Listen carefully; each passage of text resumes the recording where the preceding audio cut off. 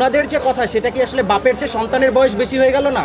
আমি বরং এখন ক্লেম করতে পারি যে ওই ভদ্রলোকরা আমার ওই আইডিয়া আমার কোনো সার্কেল থেকে শুনে তারা 2022-এ এসে সেটা নিয়ে নাটক বানিয়েছে।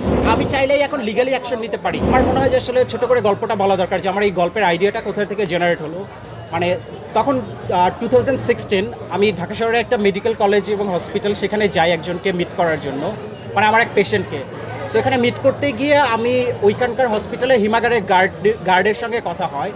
সো ওনার লাইফের একটা সত্য ঘটনা, যেটা হচ্ছে যে উনি একজনকে ভালোবেসেছিলেন। সো 25 বছর পরে তার ওই প্রেমিকার লাশ তার হিমাগারে আসে এবং এই 25 বছর ওই ভদ্রলোক বিয়ে করেননি। সো এই গল্পটা কথায় কথায় ওনার কাছ থেকে আমি শুনতে পাই, সেটা 2016-এর কথা। সো এই আইডিয়াটা আমার মাথায় জেনারেট করে তখন, তারপরে ভাবতে ভাবতে ধীরে ধীরে ডেভেলপ হয়।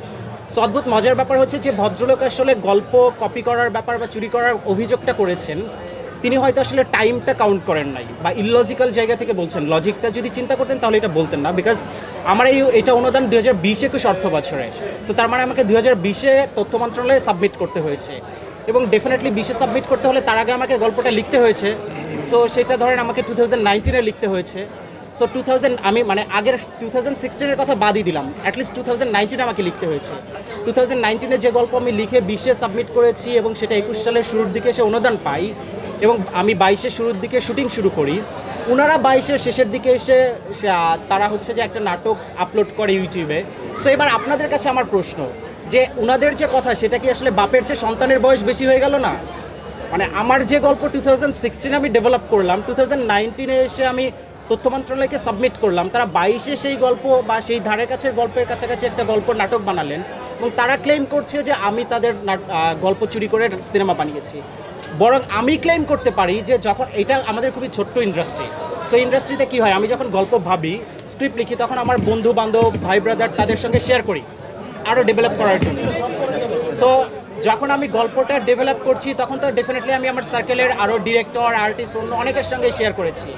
সো সেটা শেয়ার করার পরে সেইটাও আরও 2-4 জনের কাছে পৌঁছায়। সো মানে আমি বরং এখন ক্লেম করতে পারি যে ওই ভদ্রলোকরা আমার ওই আইডিয়া আমার কোনো সার্কেল থেকে শুনে তারা 2022-এ এসে সেটা নিয়ে নাটক বানিয়েছে। সো আমি চাইলেই এখন লিগালি অ্যাকশন নিতে পারি। এই কারণে না যে আমার আইডিয়া তারা হয়তো চুরি করেছে, এই কারণে যে তারা সোশ্যাল মিডিয়াতে আমার এগেনস্টে যে এলিগেশনসটা দিয়েছে, মানে এইটা এইভাবে তারা দিতে পারে না। যদি তাদের আসলে এইটা এলিগেশন দিতেও হয়, আরও সোভার ওয়েতে দেওয়ার মানে ওয়ে ছিল। আমি লিগাল অ্যাকশনের জন্য অলরেডি লিগাল প্রসিডিওর অনুযায়ী আমাদের আসলে এক গার্ডিয়ান আছে বা পরিচিত আছে, ভাই ব্রাদার আছে। সো সেই জায়গা থেকে আমি কথা বলেছি যারা প্রশাসনে আছেন। সো তাদের সঙ্গে আমি ফর্মালি এক ধরনের ফোনে কথা বলেছি। সো তারা বলেছে যে তুমি যদি ডিসিশন নাও দেন ওকে আসো এবং লিগাল অ্যাকশন নাও। সো আমি জাস্ট আজকের দিনটা বা কালকের দিনটা টাইম নিচ্ছি আসলে তাদের দিক থেকে কেমন আসলে অ্যাকশন হয়, রিয়াকশন হয়, যে ভদ্রলোকরা আসলে ক্লেম করেছে। সো তাদেরটা দেখার জন্য ওয়েট করছি। তারপরে আমি আসলে যেহেতু ইন্ডাস্ট্রি খুবই ছোটো, আমি চাই না আসলে কাদা ছড়াছড়ি করতে, সেই জন্য আমি একটু সময় নিয়েছি দেখার জন্য।